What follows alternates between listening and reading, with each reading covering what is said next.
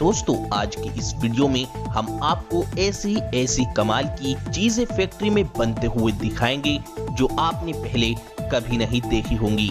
इन चीजों को फैक्ट्री में कितनी तेजी से और किस तरह से तैयार किया जाता है, ये देखकर आपके होश तो जरूर गुम होने वाले हैं। दोस्तों इस वीडियो में आपको फुल मजा आने वाला है, इसीलिए इस वीडियो को लास्ट तक जरूर देखें। और हाँ, हमारी मेहनत के लिए इस वीडियो को अभी एक छोटा सा लाइक भी जरूर कर दें। तो चलिए बिना देरी करे बात करते हैं पहले नंबर के शटल कॉक से। दोस्तों शटल कॉक बनाने के लिए कंपनी सबसे पहले भारी मात्रा में हंस के पंख को खरीदती है और फिर इन पंख को सेम साइज में करने के लिए इन सभी पंख को एक एक करके इन्हें मशीन में लगा देती है। ये मशीन सभी पंख को कटिंग करके एक समान साइज में कर देती है। इसके बाद कंपनी शटल कॉक के नीचे गद्दी बनाती है और इस गद्दी में एक मशीन छेद करती रहती है। वहीं दूसरी मशीन गद्दी के इन छेद में हंस के पंखों को लगाती रहती है। इसके बाद सभी शटल कॉक को दूसरी मशीन अपने अंदर सेट करके घुमाते हुए सभी पंखों को और गद्दी को नीचे गम से चिपका देती है ताकि पंख गद्दी में मजबूती से चिपक सकें। इसके बाद सभी शटल कॉक को एक एक करके सिलाई कर दी जाती है। इसके बाद सबसे लास्ट में शटल कॉक को तैयार करने के बाद शटल कॉक को मशीन में डालकर इसका बैलेंस चेक किया जाता है और फिर शटल कॉक का बैलेंस फिट करके इसे डब्बे में भरकर मार्केट में भेज दिया जाता है। Steel ball manufacturing. स्टील की बड़ी बड़ी बॉल बनाने के लिए सबसे पहले फर्नेस में लोहे की मोटी रोड को रेड हॉट गर्म किया जाता है। फिर आगे लगे कटर इस रोड को छोटे छोटे पीस में काटते जाते हैं। ये कटर घूमते हुए रोड को काटते हैं, जिस वजह से कटे हुए पीसेस घूमते हुए राउंड शेप में आ जाते हैं। फिर इन स्टील बॉल को कन्वेयर बेल्ट के जरिए आगे भेजा जाता है। यहाँ इन बॉल्स को ठंडे पानी में डुबोया जाता है और फिर फाइनली ये स्टील बॉल तैयार हो जाती है। Sport shoes making process.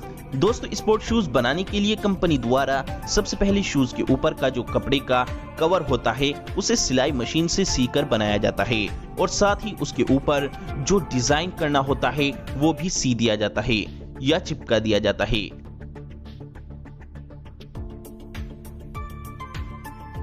उसके बाद शूज के ऊपर के कपड़े के कवर को कंपनी बने हुए सोल के ऊपर रखकर मशीन की मदद से प्रेस करके चिपका देती है और उसके बाद सबसे लास्ट में शूज में फीता डालकर आपका शूज पूरी तरह से तैयार कर दिया जाता है।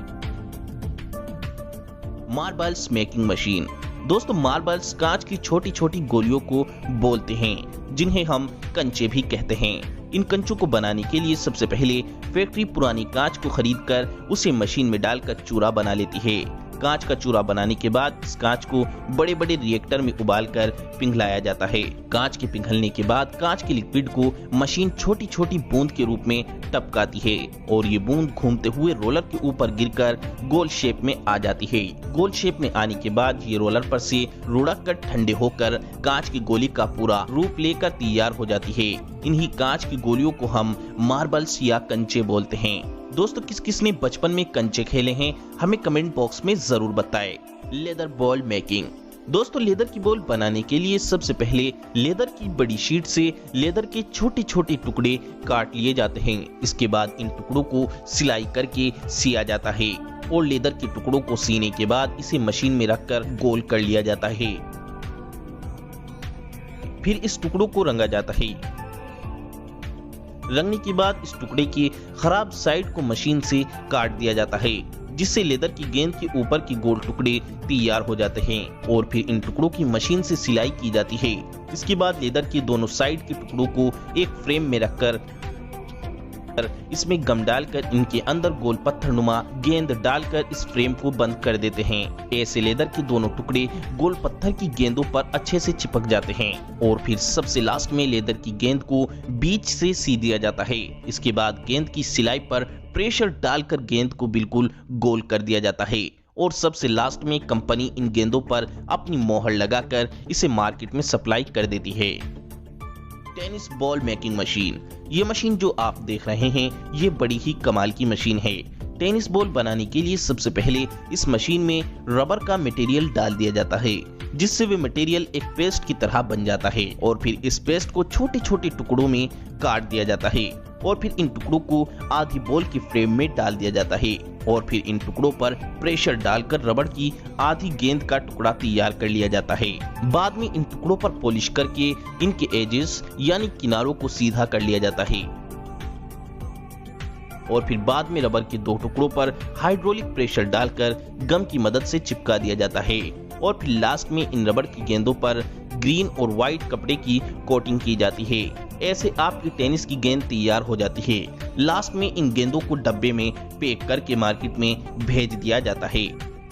Toothbrush making machine. टूथब्रश बनाने के लिए सबसे पहले कंपनी प्लास्टिक मटेरियल को मशीन में डालकर प्लास्टिक का ब्रश फ्रेम बनाती है। ब्रश के फ्रेम बनने के बाद कंपनी मशीन के जरिए टूथब्रश में उसके प्लास्टिक के बाल ब्रश होल में बड़ी ही तेजी से लगाती है। ये मशीन बड़ी ही सफाई के साथ और बड़ी ही तेजी के साथ एक एक प्लास्टिक का बाल ब्रश में लगाती जाती है और टूथब्रश में ब्रश हेयर फिक्स होने के बाद आपका टूथब्रश पूरी तरह तैयार हो जाता है। Soup making process. नहाने का साबुन बनाने के लिए सबसे पहले ग्लिसरीन, फैटी एसिड जैसे इंग्रेडिएंट्स को एक साथ मिलाकर इनका एक बारीक पाउडर बना लेते हैं। उसके बाद इस पाउडर को मशीन में डाल देते हैं। फिर बाकी का साबुन बनाने का सारा काम ये मशीन खुद करती है। ये मशीन नहाने का साबुन ऑटोमेटिकली तैयार कच्चे माल के हिसाब से बनाती चली जाती है। Flat braiding machine. शूलेस यानी जूते का फीता एक ऐसी चीज है जो हर जूते में या लोअर में भी इस्तेमाल किया जाता है। इन फीते के बिना जूते का तो कोई काम ही नहीं है। ये दिखने में तो बहुत सिंपल सा लगता है लेकिन इसे बनाना बहुत मुश्किल काम है जो ये मशीन बड़ी आसानी से पूरा कर लेती है। इस मशीन में बहुत सारी रीलें लगी होती हैं जो इस तरीके से मूव करती हैं कि फीता ऑटोमेटिक अपने आप बनना शुरू हो जाता है।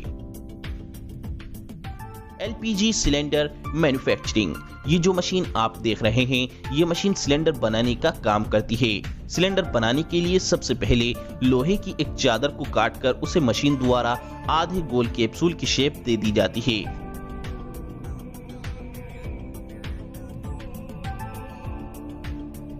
इसके बाद कैप्सूल के दो हिस्सों को मिलाकर बीच से वेल्ड किया जाता है। इसके बाद सिलेंडर के नीचे फुटप्रिंट्स लगाया जाता है जिससे सिलेंडर जमीन पर खड़ा हो सके। उसके बाद सिलेंडर का ऊपरी हिस्सा बनाया जाता है जिसमें उसका नोजिल और ऊपर का गार्ड भी लगता है जो छोटे मेटल प्लेट्स को काटकर उन्हें शेप देकर बनाया जाता है। फिर उसे भी सिलेंडर पर वेल्ड कर दिया जाता है और फिर उसे कलर किया जाता है जिसके बाद आपका सिलेंडर पूरी तरह से तैयार हो जाता है। Coins minting machine. Rupees coin बनाने के लिए सबसे पहले मशीन में वे खास मेटल के क्रिस्टल डाले जाते हैं जिनसे कॉइन बनाने होते हैं, जिसे ये मशीन पिघलाकर एक लंबी और मोटी मेटल प्लेट की पत्ती बनाती है। जिसके बाद ये मशीन इस प्लेट से गोल कॉइन का साइज काटती चली जाती है। इन कॉइन की क्वालिटी चेक करके इन पर पॉलिश की जाती है। उसके बाद इन कॉइन्स पर जो इंडियन रुपीज की मोहर छापनी होती है वो ये मशीन अपने हाइड्रोलिक प्रेशर से छापती चली जाती है। इस तरह आपके रुपीज कॉइन्स पूरी तरह तैयार हो जाते हैं। Match sticks making. दोस्तों माचिस की तीली बनाने के लिए सबसे पहले पेड़ के कटे हुए छोटे से पीस को मशीन पर लगाकर उसकी पतली पतली परत उतार ली जाती है।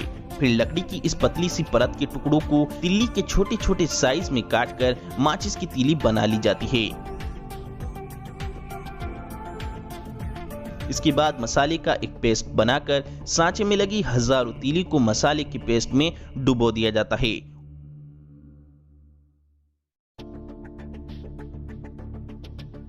और फिर इन तीलियों को सुखाकर माचिस की डब्बी में भरकर मार्केट में भेज दिया जाता है। ग्लास बोतल मैन्युफैक्चरिंग। ग्लास बोतल बनाने के लिए ग्लास के रॉ मटेरियल को सबसे पहले एक फर्नेस में गर्म करके पिघलाया जाता है। जब ग्लास का मटेरियल पूरी तरह से पिघल जाता है तो उसे मशीनों के द्वारा छोटे छोटे अमाउंट में गिराया जाता है। फिर नीचे लगा एक हाइड्रोलिक आर्म इन्हें अलग अलग जगह बांट देता है। फिर इस मटेरियल से बोतल बनाने का काम स्टार्ट होता है। इस मटेरियल को अलग अलग फ्रेम से गुजारा जाता है।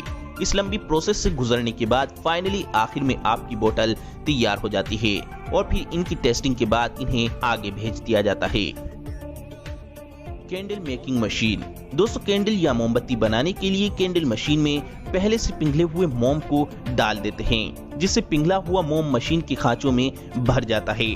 जो खांचे सेम कैंडल के आकार के ही होते हैं। इस मोम को खांचे में सूखने के बाद मशीन का एक बटन दबाकर सारे कैंडल को खांचे से बाहर निकाल लिया जाता है। बाद में इस कैंडल के अंदर धागा डालकर आपकी कैंडल तैयार हो जाती है।